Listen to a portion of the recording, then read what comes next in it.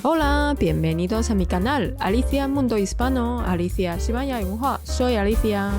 Este va a ser un podcast en español. Si queréis, podéis activar los subtítulos en YouTube.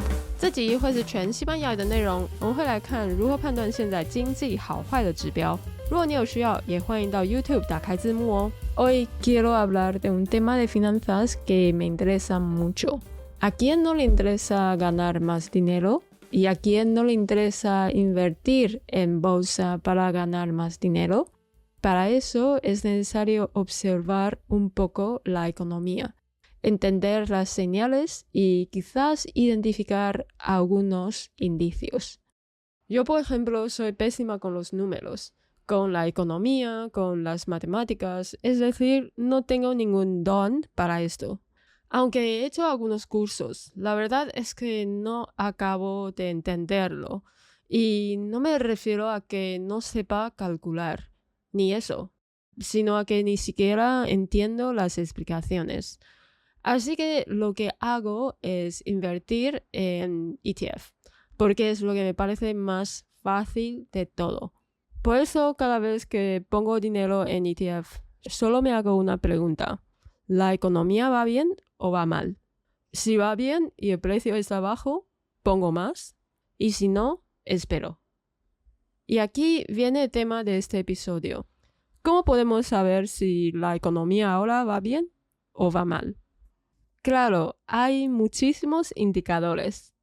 Pero en mi cabeza solo caben unas pocas cosas. Las más importantes, ¿eh?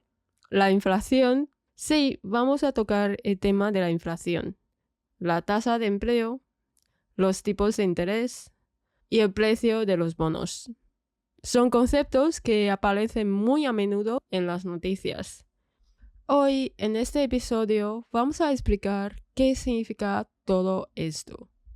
De eso es lo que vamos a hablar hoy.Uno de los temas muy importantes en el mundo de las finanzas es la inflación. La inflación existe en todos los países. Por ejemplo, los productos se están volviendo cada vez más caros. Esto ocurre en muchos países. Pero, ¿por qué tiene que ocurrir esto? Esto ocurre cuando la cantidad de dinero en circulación en un país supera lo que realmente necesita su economía. Al haber demasiado dinero, los precios empiezan a subir. Esto puede perjudicar la economía del país. A este fenómeno se le llama inflación. La inflación hace que los precios suban. Esto significa que el dinero valga menos. Si es moderada, puede beneficiar a la economía, porque aumentan los salarios y el consumo. Además, como el dinero pierde valor con el tiempo, la gente prefiere gastarlo o invertirlo, incluso pidiendo préstamos para comprar cosas importantes como viviendas o coches. En Taiwán, el problema de la inflación no es tan evidente.Pero en países como Argentina, Venezuela o Turquía, la situación es mucho más grave. Hay casos en los que los precios suben un 80% o incluso un 90%.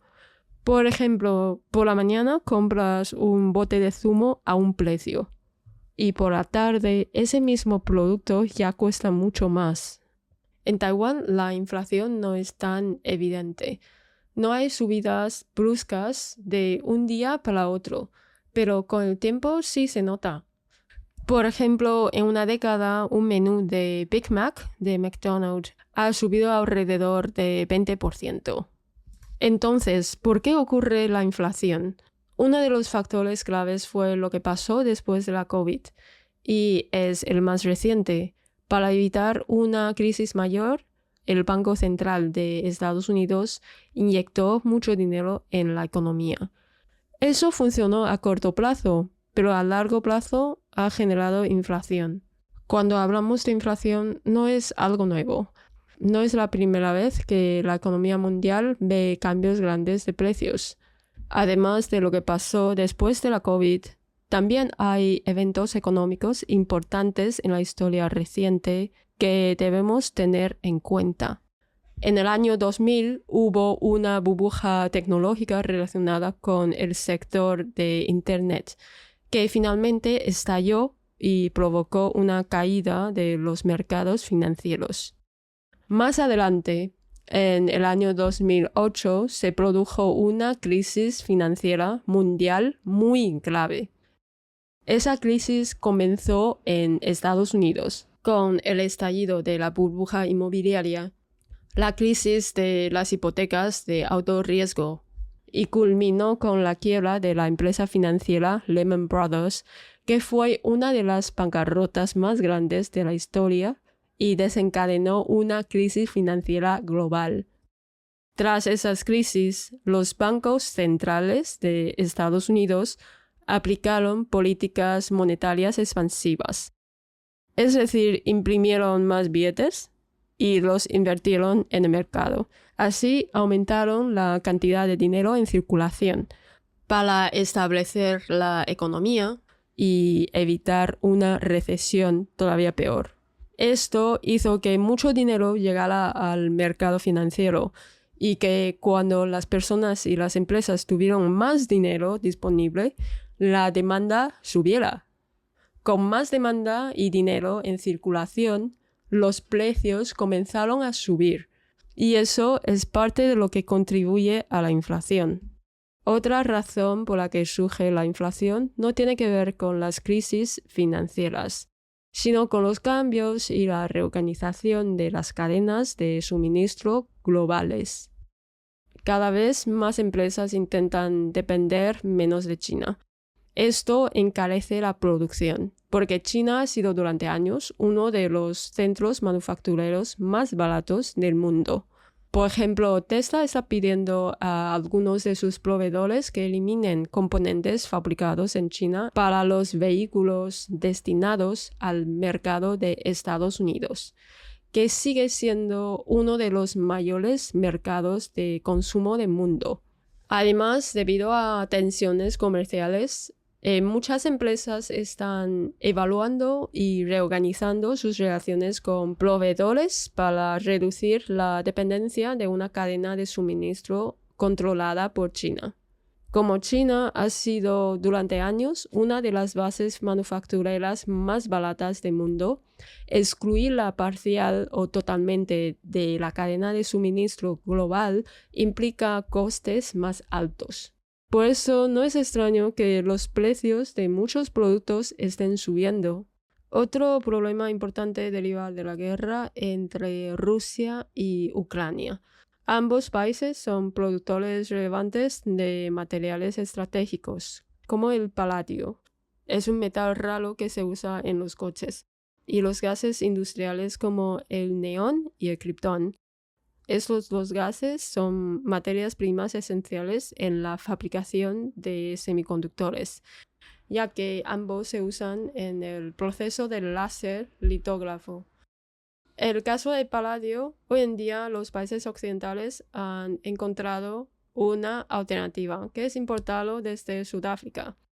De este modo han podido reducir su dependencia de Rusia y han podido contener el precio de este material. Además, el conflicto entre Rusia y Ucrania también alteró el suministro de gas natural. Antes de la guerra, muchos países importaban el gas ruso a través de sus gasoductos.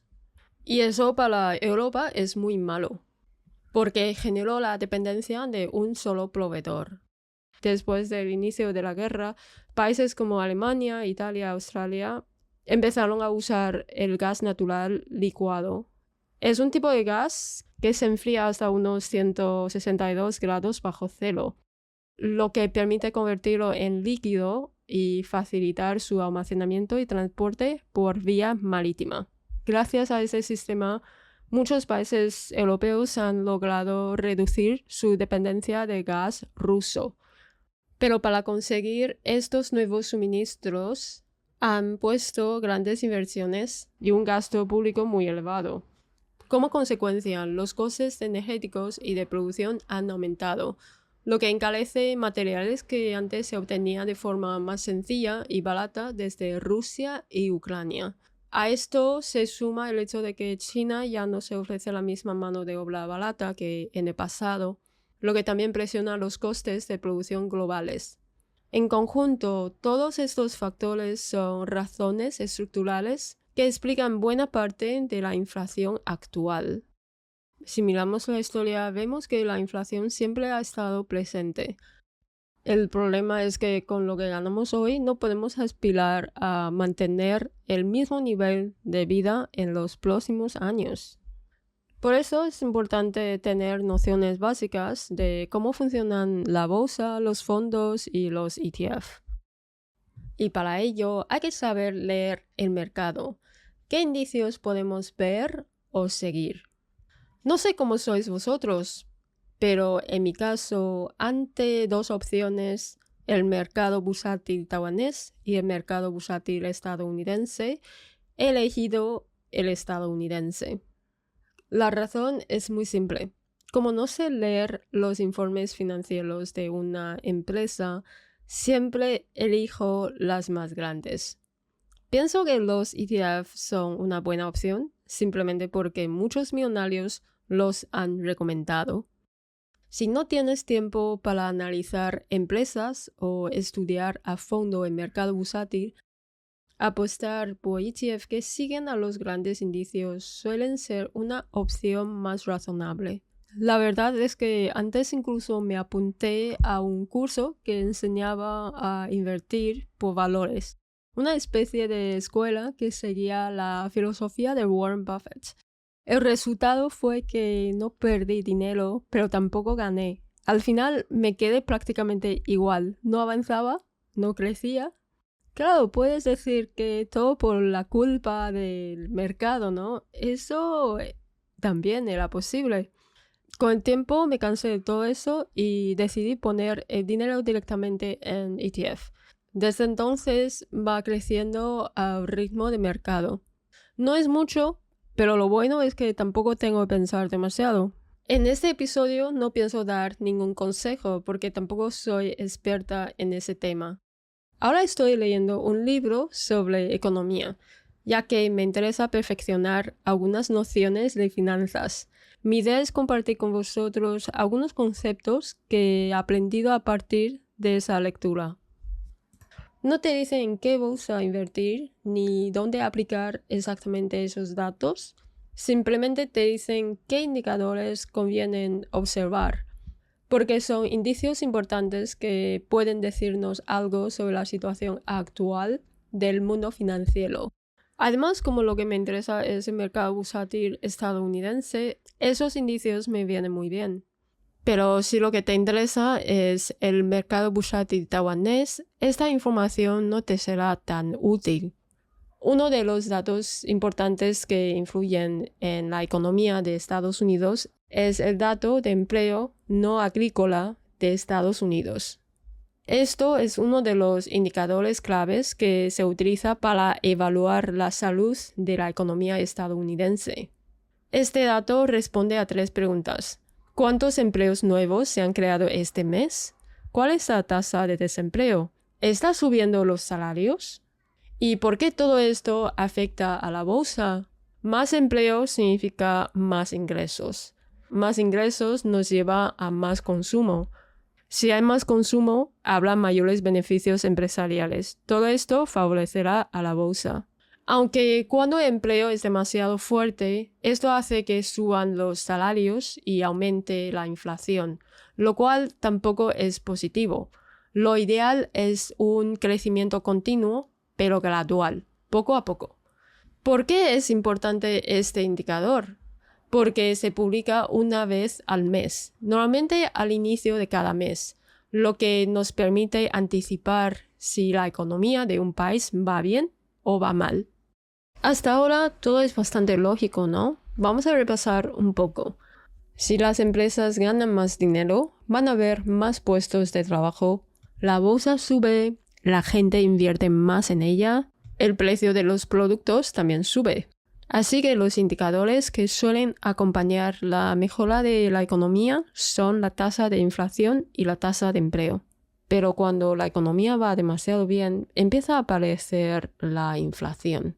Entonces, el Banco Central sube los tipos de interés, porque su deber es controlar la economía y mantener la estabilidad.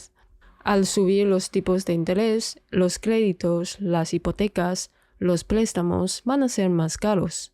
Como consecuencia, las empresas y las familias piden menos dinero porque resultan más caro y disminuyen la inversión en bolsa y el gasto. En resumen, al subir los tipos de interés se intenta enfriar la economía. Bueno, esto puede explicar lo que solemos ver en las noticias, cuando Trump pide al Banco Central que baje los tipos de interés. ¿Qué consecuencia tiene esto? Cuando se bajan los tipos de interés, pedir dinero prestado va a ser más barato. Y como consecuencia, depositar ese dinero en bancos o en bonos va a ser menos atractivo, ya que al final lo que ganas va a ser menos. Por eso una parte del dinero se desplaza hacia la bolsa, lo que suele provocar una subida de los precios de las acciones y un clima de mayor optimismo en los mercados. Esto va a ser muy atractivo para los políticos porque una bolsa en alza da impresión de que la economía va bien. Eso también mejora la confianza de los ciudadanos. Especialmente puede tener impacto positivo en las opiniones de los votantes. La bajada de los tipos de interés también reduce los intereses de las hipotecas, los costes de los préstamos empresariales. Eso hace que las familias se animan a gastar más y que las empresas estén más dispuestas a invertir. En resumen, bajar los tipos de interés puede ayudar que a corto plazo los indicadores económicos mejoren. Así que bajar los intereses favorece al mercado de las bolsas, porque todos estos factores hacen que el dinero fluya hacia el mercado. Esto suele impulsar los precios de las acciones. La otra cara de la moneda es el impacto de los tipos de interés en los mercados financieros. Cuando suben los tipos de interés, el dinero seguro vuelve a ser más atractivo.